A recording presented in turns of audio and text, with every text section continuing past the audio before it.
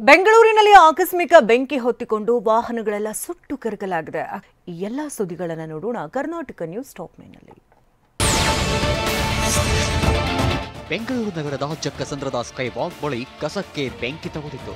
ಇದರಿಂದ sky walk ಬಲಭಾಗ ಹೊತ್ತಿ ಬರುತ್ತಿದೆ. ಜೊತೆಗೆ ರಸ್ತೆ ಬದಿಯಲ್ಲಿ ನಿಲ್ಲಿಸಿದ್ದ ಖಾಸಗಿ ಆಂಬ್ಯುಲೆನ್ಸ್ಗೆ ಬೆಂಕಿ ತಗುಲಿದೆ. ಆಂಬ್ಯುಲೆನ್ಸ್ ಸೇರಿ 3 ವಾಹನಗಳು ಬೆಂಕಿಗಾಹುತಿಯಾಗಿವೆ. ಸ್ಥಳಕ್ಕೆ ಆಗಮಿಸಿದ ಅಗ್ನಿಶಾಮಕ ಸಿಬ್ಬಂದಿ ಬೆಂಕಿ ನಂದಿಸಿದ್ದಾರೆ.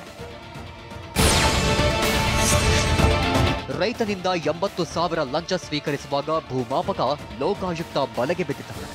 ಬೆಂಗಳೂರು ಗ್ರಾಮಾಂತರ ಜಿಲ್ಲೆ ದೊಡ್ಡಬಳ್ಳಾಪುರ ತಾಲೂಕು ಕಚೇರಿ ಮೇಲೆ ನಿನ್ನೆ ದಾಳಿ ನಡೆದಿತ್ತು.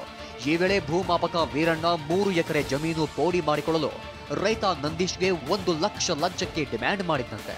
80,000 ರೂಪಾಯಿ ಸ್ವೀಕರಿಸುವಾಗ ಭೂಮಾಪಕ ವೀರಣ್ಣ, ಮಧ್ಯವರ್ತಿ ಸತೀಶ್ ಅರೆಸ್ಟ್ ಆಗಿದ್ದಾರೆ. ಎಸ್ಎಸ್ಎಲ್ಸಿ ಪರೀಕ್ಷೆಯಲ್ಲಿ ನಕಲು ಮಾಡಲು ಸಹಕರಿಸಿದ ಶಿಕ್ಷಕರ ಅಮಾನತು ಮಾಡಲಾಗಿದೆ.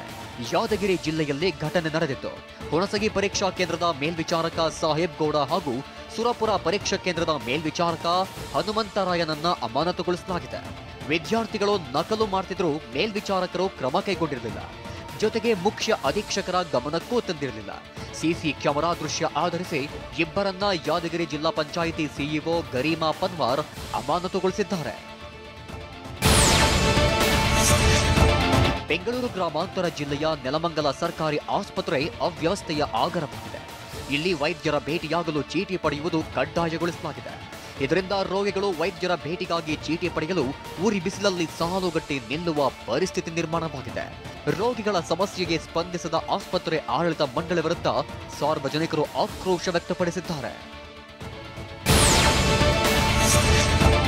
ಶಿವಮೊಗ್ಗ ನಗರದ ದುರ್ಗಿಗುಡಿಯಲ್ಲಿ ಸಂಭ್ರಮದಿಂದ ರಥೋತ್ಸವ ನಡೆಯಿತು.